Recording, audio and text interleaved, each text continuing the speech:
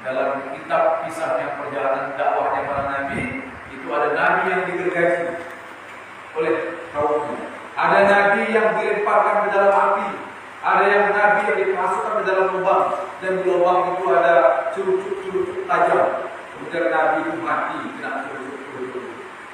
Namun penderitaan-penderitaan yang dirasakan oleh nabi-nabi dahulu ternyata apabila dibandingkan dengan penderitaan, kesakitan, kepayahan, kesusahan, mujahadah dalam mendakwakan agama yang dialami Rasulullah SAW, maka nabi-nabi dahulu kalau mengumpulkan semua itu tidak ada makna. Nabilah orang yang paling menderita. Masya Allah. Ini kalau kita baca dalam kisahnya, kalau kita artikan terjemahan, kita terjemahkan itu surat kitab Al-Barjaki itu, Masya Allah, begitu Rasulullah SAW dalam menjalani hidupnya sampai beliau meninggal dunia, kira-kira banyak kesusahan, kepayahan yang beliau rasakan. Dari mulai kecil, dari mulai dikandungan, sudah tinggalkan oleh ayah, terus dilahirkan berapa tahun usianya ibunya meninggal dunia, terus dirawat oleh kakeknya, terus sampai beliau menjadi kakek Nabi, sampai beliau menjadi Nabi, Masya Allah, terusir dari kampungnya. Apa yang penderitaan Nabi Sallallahu Alaihi Wasallam? Kenapa? Allah SWT memberikan kesusahan yang seperti ini sesuai dengan umatnya. Karena Rasulullah SAW itu adalah rahmatan lil alamin, memberi rahmat bagi sekalian alam, seluruh alam, alam jin, alam manusia. Manusia dari zaman beliau hari ini sudah kurang lebih 1.400 tahun lewat sampai sekarang ini. Umat dari Nabi Muhammad Sallallahu Alaihi Wasallam. Sampai nanti hari kiamat. Sampai hari kiamat kita tidak tahu kapan hari kiamat terjadi, tahu kapan itu akan terjadi, berapa umat yang akan dilahirkan lagi Allah Ta'ala. Bahkan Rasulullah SAW ini bertanggung jawab atas seluruh umat.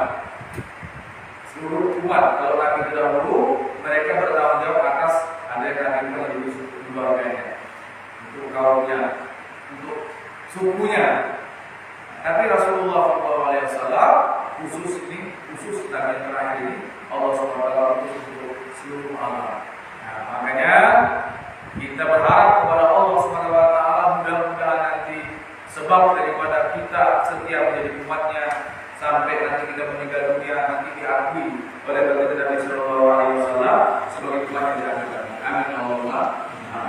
Hari yang berbahagia yang dimuliakan oleh Allah SWT. Kita Allah Ta'ala di dalam diri kita ini ada perkara yang sangat besar, perkara yang sangat mulia, yang hari ini kita sendiri sering melupakan. Kebanyakan manusia lupa, terutama orang-orang yang memang Allah SWT pilih mereka ini untuk lahir dalam keadaan iman. Bahwa dalam diri kita ini ada perkara yang sangat berharga, lebih berharga lagi daripada dunia beserta isinya.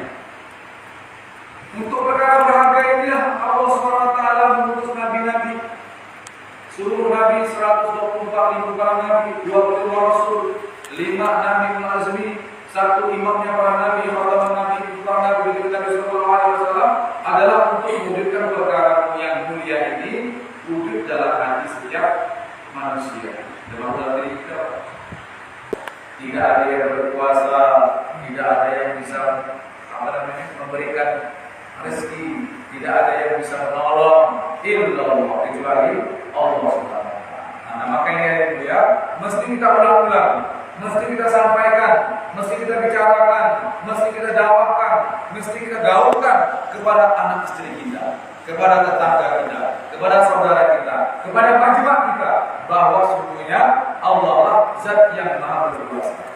Ini perlu kita sampaikan. Karena hari ini kalau kita tidak atau jarang menyampaikan perkara ini, walaupun kalimat la ilaha illallah, nanti malam kita ingin begitu belum tentu akan begitu. Karena semua adalah rahasia daripada Allah SWT. Allah yang mengatur, bukan kita yang diatur. Bahkan jangankan kita, kepala desa mungkin, jangankan kepala desa, camat mungkin, jangankan camat, bupati mungkin, bukan bupati juga, gubernur bukan, presiden bukan juga, yang menguasai, yang mengatur negara kita, yang mengatur provinsi kita, yang mengatur kabupaten kita, yang mengatur rumah tangga kita adalah Allah Subhanahu wa Ta'ala. illallah. Maka kalau ada Nabi dengan Ainun ya, yang maukan Ainun ini luar biasa. Anak-anak pejabat, orang-orang kaya, tapi jodohnya Habibie. Itu kan nikmat. Nikmat dari Allah SWT. Allah mencenderungkan perasaan hatimu dan memberikan kecenderungan perasaan mertuamu, mertua bapakmu, ibumu untuk menjodohkan kamu kepada saya. Ini nikmat luar biasa nih. Sehingga kita ini bisa berketurunan, berumah tangga seperti ini. Kan nikmat Allah. Pernah nggak ini kita bicarakan dengan istri?